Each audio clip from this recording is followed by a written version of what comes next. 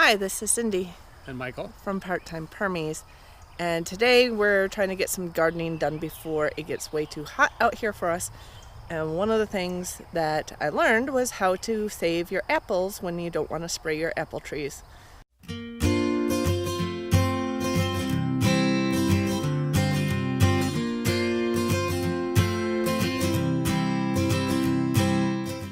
I hadn't heard of bagging apples previously, and I've tried it before, but we tried it with brown paper bags and it just wouldn't stay on. It was falling off. It was too heavy for them sometimes, so you couldn't put them on when the apples were really small.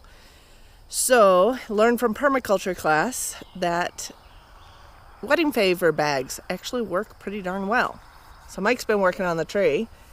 You want to show him what you've been doing? Yeah, so we're almost done with the 100 bags. We probably could do another 100 bags. I haven't even gotten a ladder out. So we've just found fruit that's developing, like up in here, clusters, trying to find the better fruit, and then reduce some of the extra fruit, and then slip a bag over it. I'm finding we already have some damage. There's a high percentage. I'll show you one. Here's a good example. So I'm finding on this tree just under half have a little half moon crescent shape in here, and some of them are starting to purge a little sticky fluid, which makes me think something crawled in there and is growing, some type of worm or bug or larva. So I've tried to select for ones that don't have this cut out. A lot of the bigger ones have it.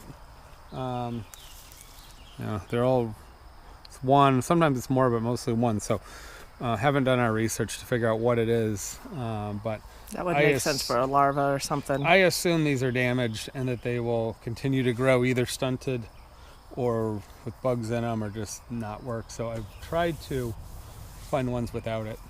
Putting organza wedding favor bags over single apples. The other thing we've been doing is taking out all the extra apples around it and flowers. Most of them. I've left a bunch because we'll see how they, how they grow, and I haven't even touched the top. I've also been pulling these suckers off. We cut a lot of the heavy suckers in the late winter, early spring. So I've just been finding where there's sprouting, and I had cut down here last winter, but it was done rapidly. With a rotary blade, so I went down and hand pruned all those sucklings, just trying to keep the energy going into the fruit and not into the trees. But these are, we think these are not very good trees. They're not well positioned, and they're kind of in the shade here. Yeah, they're in the shade. We don't know what varieties. We haven't gotten any good apples off of them yet.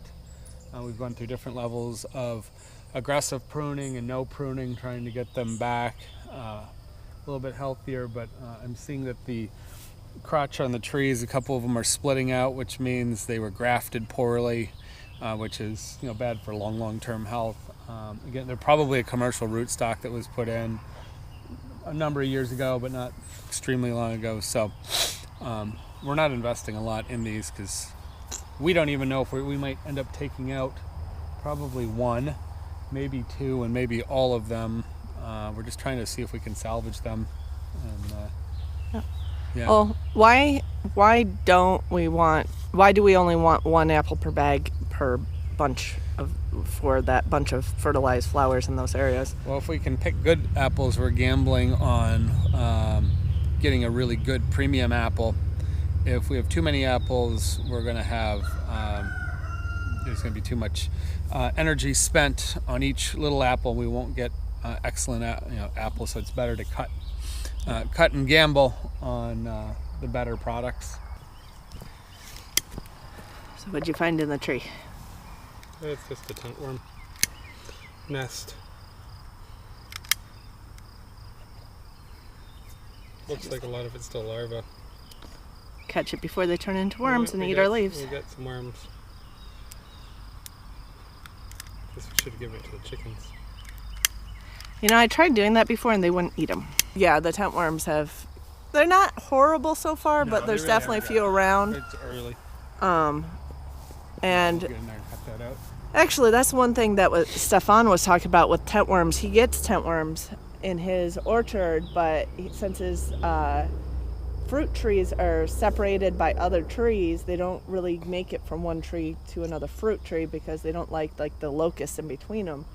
So one thing we'd like to do out front is kind of have it more interspersed food forest type rather than all bunched together. So we think this is probably a multi-year experiment back here of taking these previously planted trees that we inherited. If we can get some fruit, so we've gone through, this is year 3.5. Yeah. Never had anything that was edible, never even really had anything that was sauceable, or even a decent yield of. So if we can get something this year, because last year did not behave, the weather was bad to begin with. Yeah. We bagged the year before that, the bags blew off, we didn't get much. So we've repositioned some stuff, pruning's better, it's had some recovery time.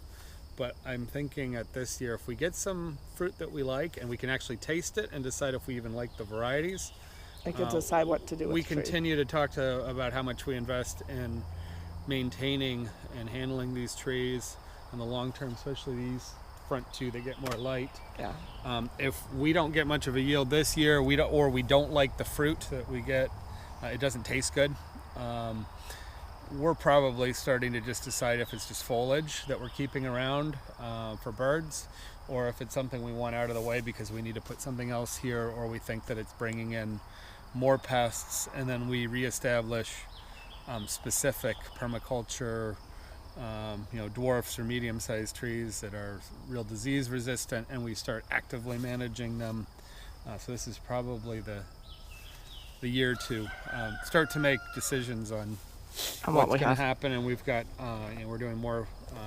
We have some expert advice, people that know a lot more about fruit trees than we do, so they'll probably have some input. Yeah.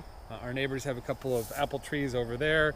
They actually yield, but they're right out in the sun. They have not been maintained in probably 4 years or more, so they're really thick and brambly. But they do produce apples, but they're wormy, crabby. They don't do anything to their trees either. And that's a part of the problem in Michigan, is that a lot of people have problems having fruit trees that don't get bugs and worms without spraying anything on them. And we try not to spray anything, even the organic things, because they tend to kill the beneficial insects as well. So we really kind of don't want to do that. If we can figure out ways to get enough fruit for us, we don't need all the fruit off the trees. If we get between 100 and 200 apples a year, we'd be fine. On that are eating quality, that's generous. If we get 200 to 300 or 400, that's enough to make sauce or cider with ones that aren't great. Yeah. If we're getting anything more than 300 to 400 apples, we're in we have excess. More than we need. We have more than we need, and of course we'd like to put in other stone fruits and cherries and things. Yeah. So that'll provide additional stuff. So a couple hundred pieces of fruit on an average year, and 300 or 400 on a bountiful year is really our limit, because we don't sell the product, and we would give some away to people, but there's only so much space, and if we do all the hard work, we don't necessarily need to give it all away. We're happy to give it away to some people, but and we are doing some other things around these trees. This one has some Jerusalem artichokes or sunchokes that were planted around it. They actually seem to be doing better on the backside. There are some coming up here too. They're a little bit weeded out over here, but so we can pull some of that back. And I think some of this is like, that's what you dropped, but those are apple suckers. Suckers I just chopped and dropped. Yep. So we got those. We did just recently put some peanuts around the side, some Shirk Farm Thai peanuts around this tree, and I put some red sunchokes that were a little withered, so I'm not sure whether or not they'll come. I think they may recover. We'll see. If the peanuts take off, there'll be a bush. Yeah. They'll create a bush from this size, maybe even that size if they're, and then we pull up the roots on them. So. And you could take the green parts of the peanuts and drop them for fertilizer, basically green manure for the apple trees.